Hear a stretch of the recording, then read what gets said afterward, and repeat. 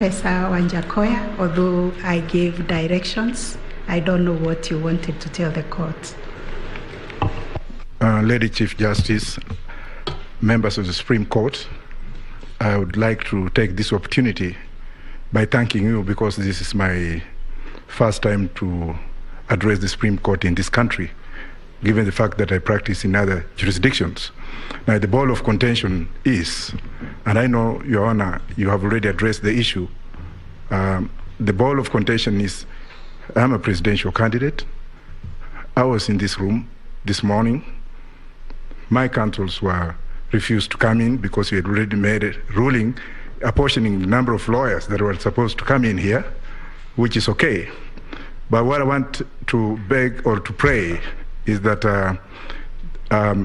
I pray to be given some opportunity, probably under your discretion, so that I can also be enjoined to speak through my counsel on case number 7, of which I was enjoined as an interested party.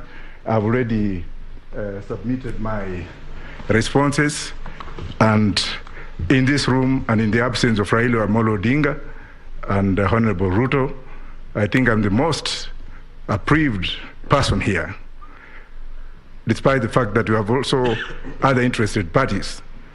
You should also take cognizance that I've run for election in this country. I've traversed this country. I am very seriously injured, and I need to be given an opportunity under exceptional circumstances, if any.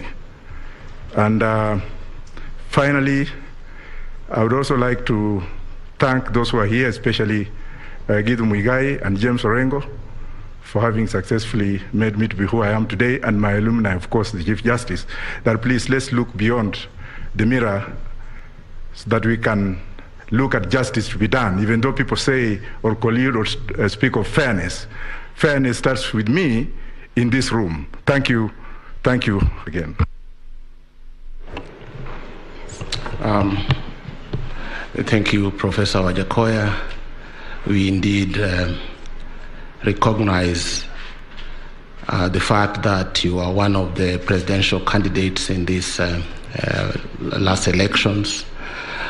We also are aware that you are an advocate.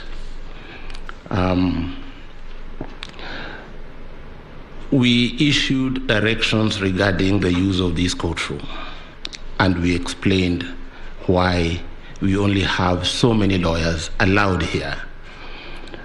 One is the space itself.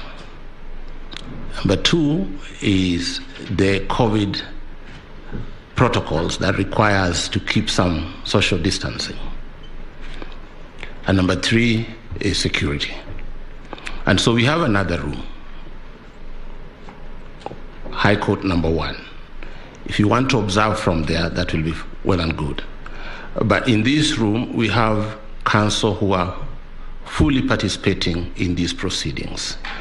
So you can observe from the next door, and that's how it's going to go. You've had the last directions, we've given the further directions, that even those counsel who are here, who exceed the number that we gave this morning, will not be allowed in this room.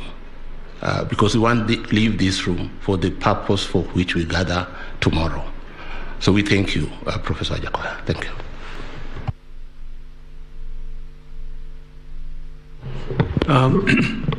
Thank you, Honorable President.